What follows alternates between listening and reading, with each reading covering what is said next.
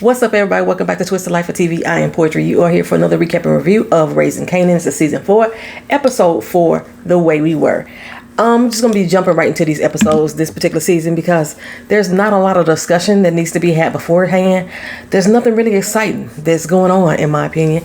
I'm starting off confused. We open up the episode with Basie Skanks. He at the crib chilling. Basie Skanks is Tremont. He was Basie Skanks on Greenland. Okay. Not Greenland. Greenleaf. Okay. Anyway, we at the crib with him. He out on this balcony chilling. And then out of nowhere, Marvin comes in. He comes in and hit him with a haymaker, right? Beating his ass.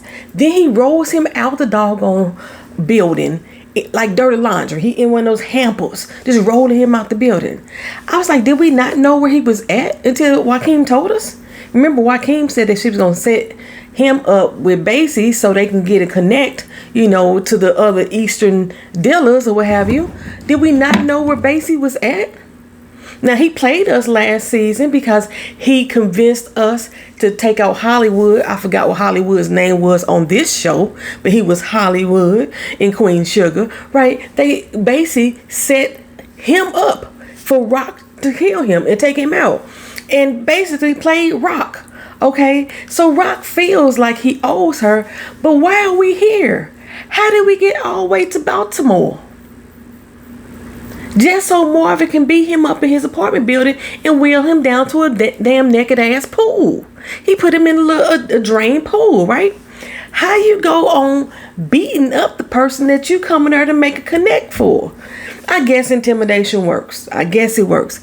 Well, Rock made it back to her mama's house. I don't even know why we having this scene. I swear we don't. She make it back to her mama's house just to chastise her about dying. We get to see Rock semi-soft aside because she's still taking care of her mama, giving her water, making sure she got a blanket to stay warm and what have you. But she's basically telling her mama that you giving up. Okay? I'm quite sure that you giving up and leaving us the same way that our fucking daddy did. Rock is actually caring that her mama is dying in her mean ass way of showing it.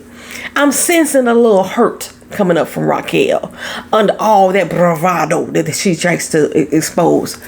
Rock is hurt that her mama chose herself when they was little over being a mother, okay? Leaving them basically to fend for themselves. And she tell them, y'all all got the same story. You think I left you, or you think I did too much, and you think you was taking care of everything. Marvin thought he was taking care of everything, and Lou think that he was left behind and nobody wasn't there for him at all. Everybody got a different story to tell. And so her mama, her name Joyce, Mama Joyce, she basically tell her, she did the best with what she had, what she knew that she could do. She was grieving too. She just lost her damn husband. He had just killed himself and left her there with 3 kids to take care of. So she was feeling kind of bad. Now I'm going to come back to this 3 kids situation because I got a question about something that happened early on in season 1, season 2. Okay. Anyway, she said, when I tried to beat her for y'all washed your hands of me. When did she try to beat her for them? I'm curious. When did she try to beat her for them? Because since we've met her, she's always kind of like said, fuck you and feed you grits to the kids. Last time we saw her, she was shaking Lou down for some money. And she's supposed to be taking care of him fresh out of rehab. That's the last thing we saw with Mama Joyce. And she telling Lou at that particular time that he was a coward just like his damn daddy. That's what she told us, right? Okay, so when I said I was going to come back to this 3 kids, like she left me with 3 kids. When Rock sent Kanan away, she sent Kanan to his aunt's house. And it was not his supposed daddy's sister. It was her sister.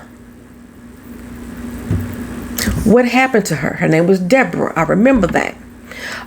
They talked about her in the season finale, if I'm not mistaken, and the season opener of season 2. Season finale of season 1 and the opener of season 2. She said the sister name was Deborah. When she went to go pick up Kanan, she talked about, they had seen you out there with your aunt in Virginia. Okay. And then Rock tells Kanan the story about how she used to spend summers there with her grandmother, and her uncles. She didn't say her uncles and her aunt. So it's not her mama's sister. It's supposed to have been her sister. They said that before. They was going out with her sister, Deborah. Now all of a sudden it's 3 kids? Child. Okay. Now, another point that I wanted to make. Miss Honey had brought up in one of her videos a theory that she had on Fame. They kind of addressed that in this particular episode. And at the particular time, she said that that Famous was in California. Because remember, Famous sister Jess had came to Lou and had a conversation with Lou. And she thinks that Lou knows exactly where Famous is. And he out there in California. That was her theory. And I started to lean into it a little bit because I was like, you know what?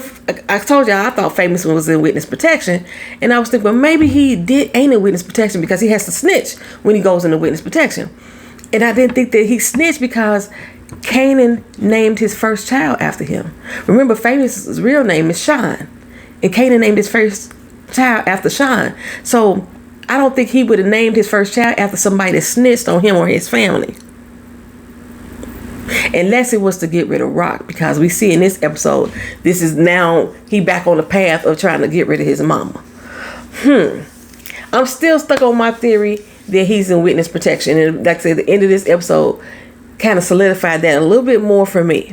Okay, but we'll get to that. So, and then I mentioned last week too about Garcia, and I was like, I thought Garcia was the cop that was there when they picked up Fame.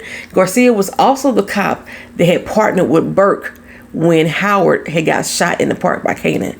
That's when Garcia was first introduced at the hospital. Okay, anywho, we start this episode off after we got done with Rock talking to her damn mama, which... And we got done with basic skanks and Marvin. Anywho, we just gonna breeze over the fact that OC got caught up by Unique. I didn't like that. I personally am surprised that OC is alive. Unique has been offing everybody. Why leave OC alive? Didn't make sense to me. Did I miss something? Did I not see something on the app when I watched this everybody else saw? Why is OC still alive and Unique has been killing everybody associated with the Thomas Stark family? It don't make sense. And then on top of that, Kanan, being the hothead that he is, he not even questioning who stole from him. He ain't even worried about it. He pistol whipped Freddie over a fucking gold chain. And you mean to tell me you gonna let money and product get stolen and you gonna let that shit slide, especially when inventory is low? Make that make sense. It don't make sense. Well, OC is over at the new spot dropping off the money, right? And Juke swing by to come see him, and he is kind of setting Juke up to hang out with Crystal. They not friends.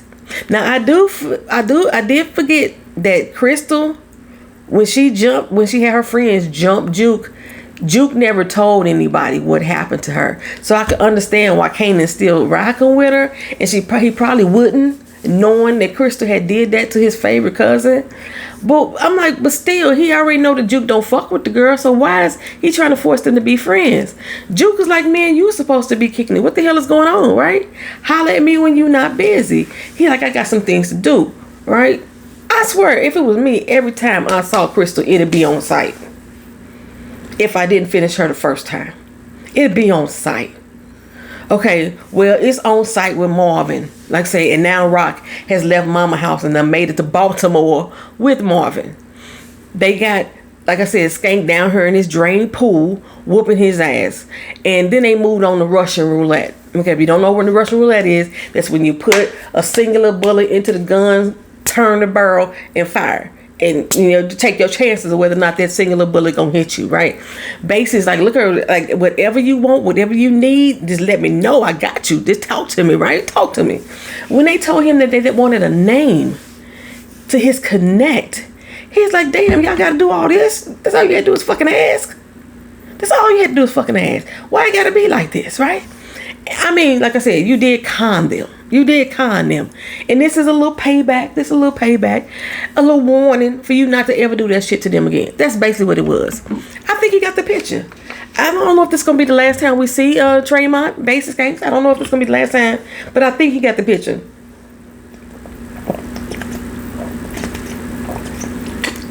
So it looks like Lou's... I'm thirsty as hell, y'all. It looked like Lou's whole entire arc for this show this season is his music for now. So I'm going to talk about it a little bit, even though I don't care to talk about it at all. And I only want to talk about it because of the new addition to the cast. So B Rilla, I ain't talking about him. He's finally recording, and they in the studio. And in walks this cocoa butter sister, Amani Okoye. Okay, B Rilla's new project manager. And she is nowhere near Lou's flavor, if you know what I mean. She melanated. Her bob is bobbing. Wig or not, I don't care. It was cute. Small waist, cute face. She wearing confidence like it's her second skin, okay? She not Latina. Lou ain't interested in her. Lou don't even treat her like she got any demands, any respect, okay? He kind of mad that she there. She herself is from the world of pop music, right? And he's not. So it's kind of like oil and water, but or like oil and vinegar, that makes some good salad dressing if you mix it right. But we already know they're going to hook up, okay? And I'm going to tell you why they're going to hook up. It's because they're trying to make the fans really like Lou again. Lou has lost a lot of respect with the fans. And when they start to lose respect for him, they start to nitpick on shit that they see him doing. And so they are trying to calm the rest of us viewers down about Lou's preference in women. He's very into the Latina women, okay? And so now they're trying to bring in not just a sister, but a chocolate sister to shut us the fuck up. That's what, I haven't really said anything about it, but a lot of commenters have been talking about the fact that that's all Lou like is the, is they call it ambiguous? Is that what they call them?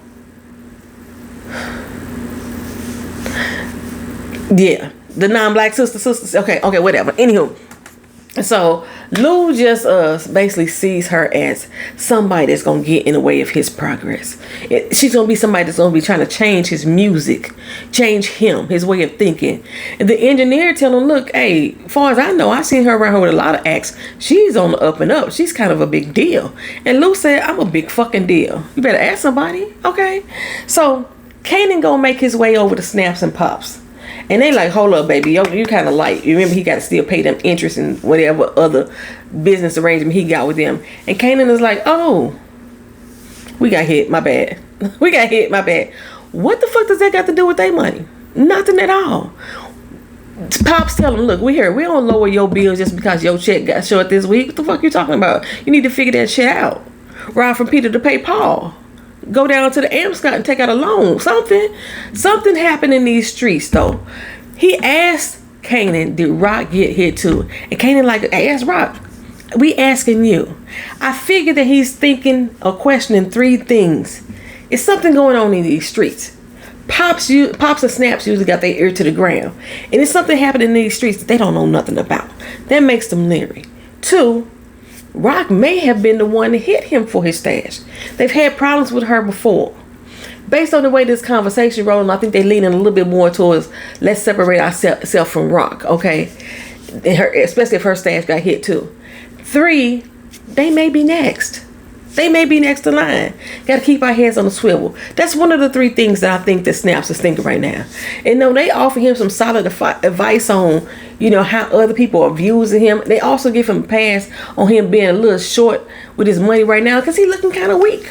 He's looking kind of weak right now. And they don't want to take advantage of the weak. To say, but they don't want to do that. We go over to Early's and Unique tell him he about to go pop out on show a nigga. You know what I'm saying? Early is like, why? Bro, you are invisible right now. If I was invisible, I would be living out my best fucking life without fear, without consequence. And at that same moment, Marvin come through again. And Marvin come through and he's like, well, if you want to be seen, nah, it's no time like the present. Go ahead out there. Unique nut up real quick. He nut up real quick. Like, you know what? I was just speaking in hypotheticals, whatever. I'm just going to lay low for another minute. Okay, fine. Well, Marvin only came over to thank early again about, you know, being able to go see Gerald's daughter and offer him an opportunity. I was like, I don't know what the fuck this opportunity could be. Snaps, like I said, they offer Kanan an opportunity as well. They tell him they gonna link him up with Quan. Quan been asking about who he is. So they appeal to his desires to not look weak, and they start to plant seeds in his head. We need to get you from underneath your moms, okay? You need to make more money. Get the money, power, respect. Money, power, respect, what you need in life. Money, power. I be fucking up songs. Money, power, respect, what you need in life. Money, power, respect, when you're eating right. Money, power, respect. You know what I'm saying? That you help you sleep at night. You see the light. It's the key to life. I probably said it all wrong. Anyway, it's resonating with Kanan. It's resonating with him. And I meant to tell y'all last episode that my girl Keisha Charmaine was in the last episode in the club scene with Juke when she first went to the bar. I don't know if she know, but I thought I saw her in this episode too. I thought, hey girl, hey. If that was you, hey girl, hey. Anyway, we down at the bar with Juke and her new friends again. And this time she got a little admirer. I was hollering at this particular scene because clearly homegirl was dancing to a beat in her own head. She was dancing to the beat in her own head. And Keisha Charmaine did a little video saying how when they filmed this scene, there was literally no music playing. Okay, so everybody looked like they danced to their own groove because everybody ain't listening to the same song in their head. Anywho, they leave out the club, and Mara, who was the new friend that she met in line, she gets creeped out by this guy that she's seeing approach her. Some strange dude started following him. Turns out it's her fucking husband, child. He done came down there to the gay club so he could drag her ass back home and make her love him. Okay. He shoves Juke so hard that she kissed the fucking pavement, and he kidnaps Mara. Now, Juke laid there, face stuck to the ground, because you know she's skidded on her face, and she's stuck to the fucking ground. Now, Unique, he on the creep again, knocking on doors. I was like, Unique, you don't look invisible. I see you. I see you. He down there making friends with Rock old enemies. And it was in this moment I realized why Unique was lacking for me. Okay, visibly lacking. It's not just the scars, but his gold's gone. He had gold teeth. Did Ronnie beat the gold teeth out of his mouth? His teeth still hurt, but the gold's gone. Now, I can't imagine that somebody of his status had gold caps on back in the day. He had some governments. He had solids. I think he had one open face, but his gold's gone. Did they remove the gold so his character could look more mysterious and grimy? The fuck? Put his golds back in his damn mouth, child. Shit. So Rock get to go meet her new connect. His name is Ismak. They moving on to the Middle Eastern characters now. He like, look here, I got work if you got work. I don't need that shit that basic skanks bringing me. That's all he's serving is the church members, okay? She like, no, I'm good. I'm trying, and I'm not trying to be the supplier. You know, she said, I'm not trying to get supplied. I'm trying to be the supplier, okay? What's good? And she tell him, look, if I'm good, then you good. Trust me. Okay, we all gonna be good around here. He like, okay, cool. Come back tomorrow. Without Marvin. Come back without Marvin. And I'll let you know. And I was like, what was that about? Now Marvin, I didn't mention this before. There's already been tea from Andre that Marvin had been having these secret meetings with Stefano. Okay, we already know that's gonna come back and bite Marvin in the ass, because Marvin flat out lied to Rock when she asked him about what's going on with the meetings. He said it never fucking happened. Now I don't know what it is that Ismak knows, but he excluded Marvin from this conversation. He don't know Rock's business like that to know what his role is that he plays. And then, by the way, Rock still ain't concerned with Andre. Nobody ain't heard from him. And she's still not concerned. She done left him several messages. And ain't nobody found his body yet. Make it make sense. He had connections. That seems odd. That seems odd to me. So anywho, Marvin. I'm really thirsty. I did just take my medicine. It kind of makes me dehydrated. Marvin's opportunity for early had everything to do with Stefano. Remember, Marvin took out one of Stefano's money makers, so he's sliding early for the role. Now, Miss Honey had made a prediction in one of her videos that Marvin was going to be one of the characters to lose his life this season. And one of the honeybees commented that they think that Stefano was going to be the one to do it. I didn't think that. I actually didn't think that Marvin was going to get gone this season. I still think it's going to be Lou as one of the people. And I think Unique need to go. I'm sorry. But anywho, I didn't think it was going to be that.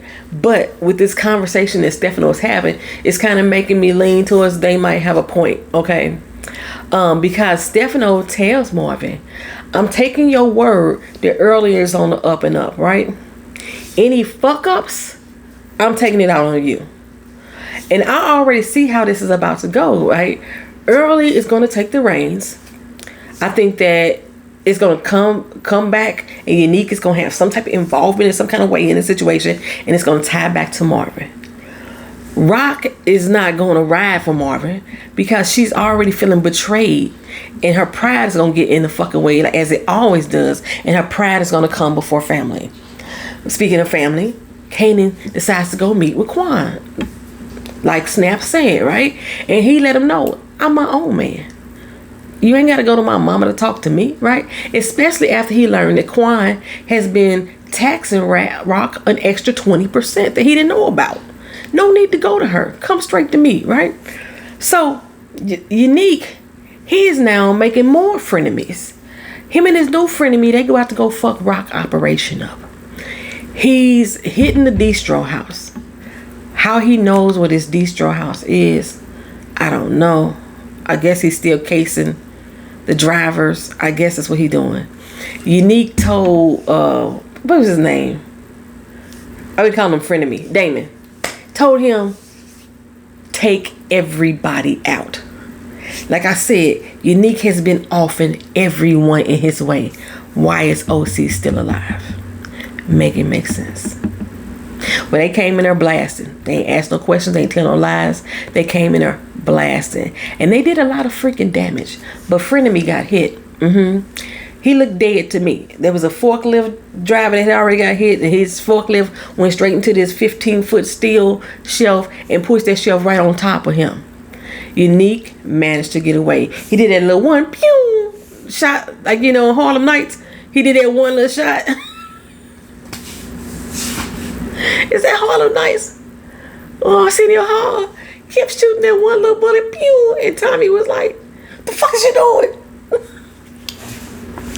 That's what Unique did. He did it, pew, and then he dipped up out of there. He, ran out in the spray of bullets after he did his pew.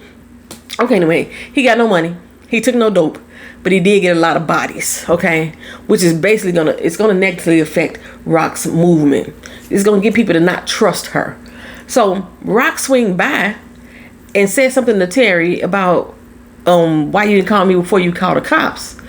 And Terry was like, because I'm done here. I don't want to go to prison. We done here.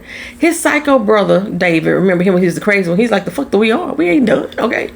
Terry was all hard when he made the first deal with Rock, and now a little gunfire, he curling up like a little bitch. Rock telling him, look, we already know who the kid is. We know it's an angry exploited situation going on. Terry said it wasn't just him. It was somebody else with him. You gonna handle him too? Everybody that's linked to you is getting attacked. No, ma'am. We done. So Rock tried to hand him a wad of money. So I heard something for your troubles. He's like, I don't need your fucking money. We done. And David took it like, girl, bye. Thank you. Okay. The fuck you mean? Okay.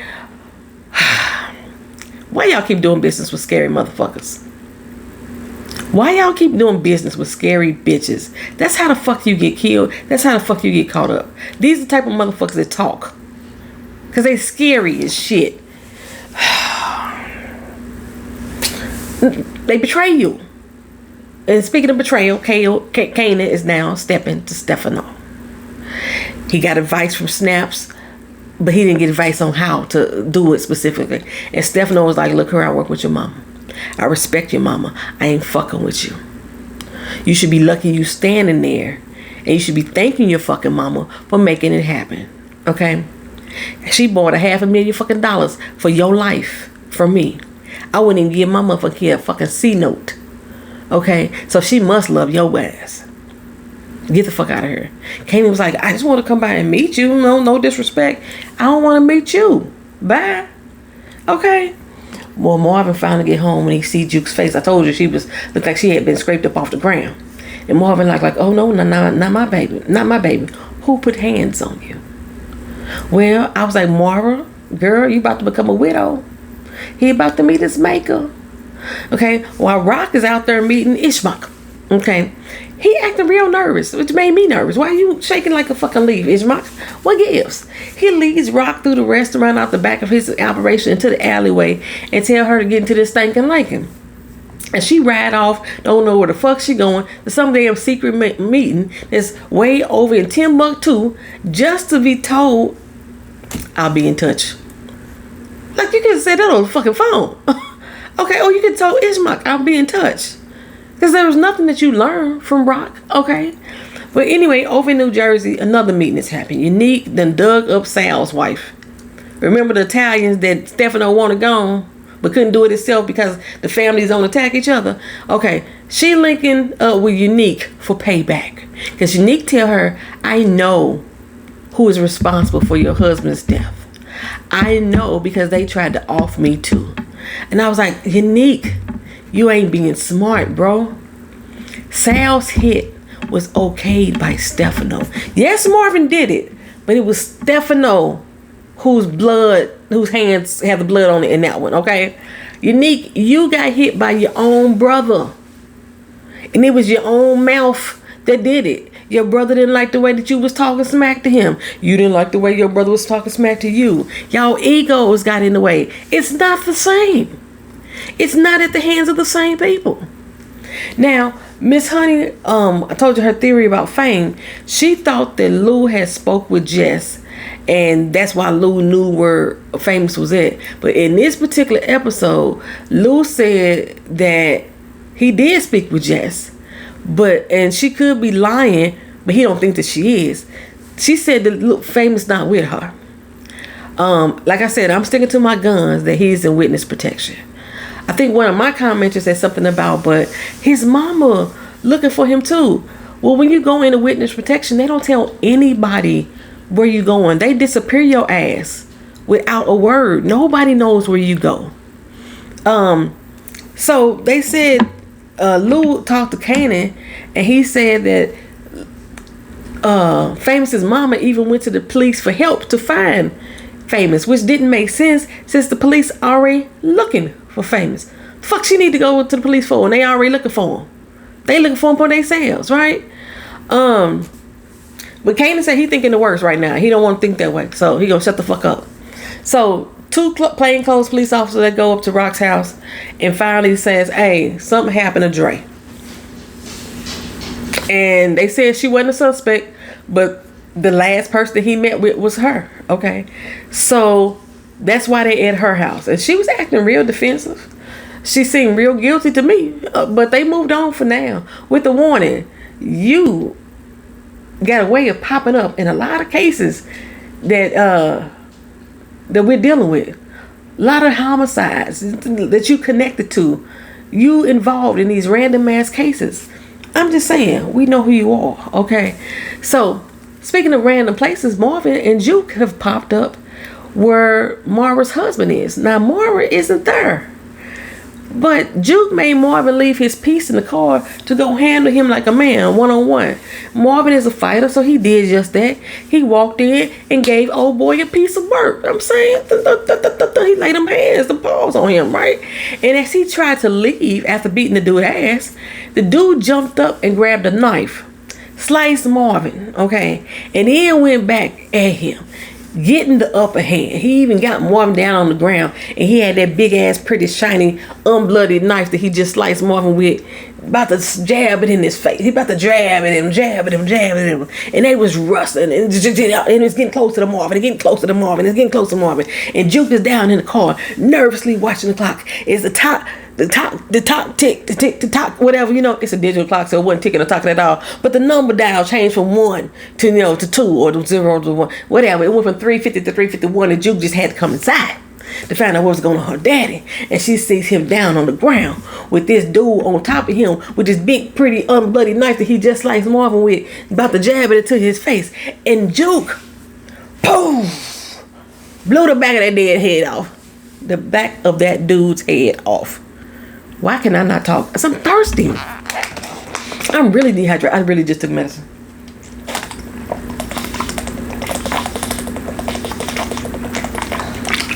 Don't I look sickly? It's all in my eyes and shit. Anywho, she blew old boy head in. Juke done caught her first body. She done caught her first body. And now my question is, who saw him? Because they never on the first floor of the apartment. They always up in a fucking building. They had to come down. Who saw him? Juke looked pleased with herself. She like, finally got one. You know what I'm saying? She looked pleased with herself. Who saw them? And Moira, whatever her fucking name is, she knew they was there because she's the one that told him he was up on the 3rd floor. Are we going to leave Moira alive to tell the story? Y'all let me know. Tell me what y'all think. Leave it down in the comment section. This has been Raising Kanan, Season 4, Episode 4. The Way We Were. The Way We Were. I think that's a song. Is that Frank Sinatra or Dean Martin or some shit like that? I don't know, child. See y'all next video. Peace.